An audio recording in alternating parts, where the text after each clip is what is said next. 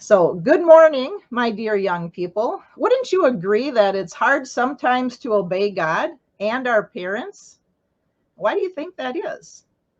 I think it's because we're self centered and we just want to do what we want to do. We're kind of selfish, adults and children alike.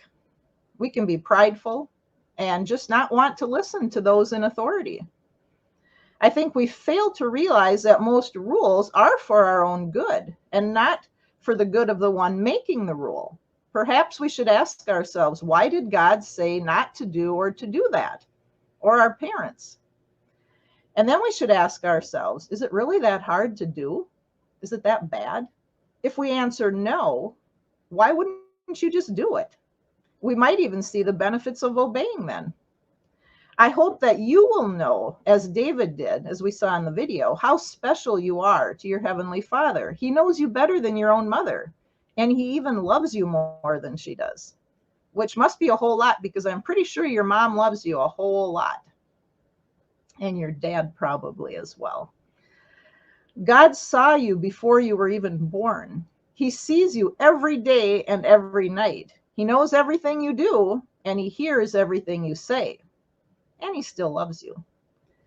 We show our love to God and to Jesus and to our parents by obeying them. God has a wonderful plan of resurrection, immortality, and a really cool kingdom. We talked about that once before, and you hear about that very often on the youth lessons. And He wants to give all of that to you. But it is your choice whether you receive it or not. God is letting you make the decision. Even your parents can't make that for you. So next time you think about lying or maybe taking something that isn't yours or saying something mean to another person, especially your siblings, or even throwing candy wrappers behind the couch, look up and know that God sees you and He is watching you and listening to you. Even if you're young and not an adult yet, you still have choices to make. And that's a responsibility that you have. And most likely you're smart enough to think about what you're going to do and say, and you are able to control yourself if you want to. That is, to not say or do what you know you shouldn't, or to make the right decision and do what you're told. So honor God and love Him by obeying Him. And if you remember, He did tell children to obey their parents as well. This week, read Psalm 139 and hear David talking to God.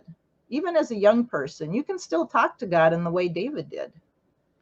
I hope that you'll remember each day that God knows everything about you and He sees what you do and hears what you say, but He still loves you.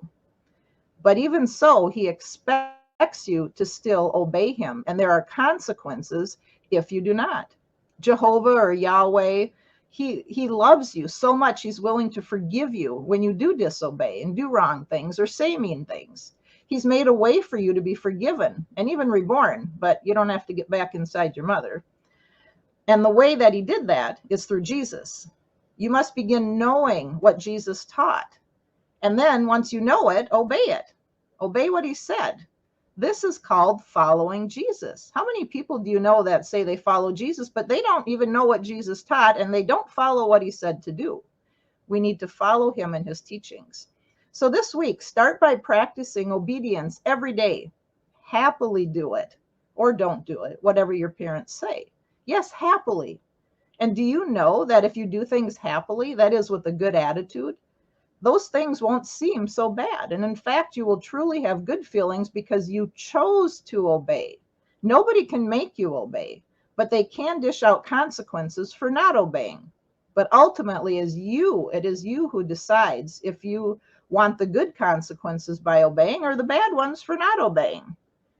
You have a choice. And when you obey your parents, you are obeying God. Ephesians 6:1-3 says, children, obey your parents in the Lord, for this is right. Honor your father and your mother, which is the first commandment with a promise, so that all may go well with you and that you may enjoy long life on the earth. And we see also that you can be in the kingdom then, because we want to be in the kingdom, and I hope that you do as well. And start by obeying God and by obeying your parents. I wish you all a blessed week and work on obedience.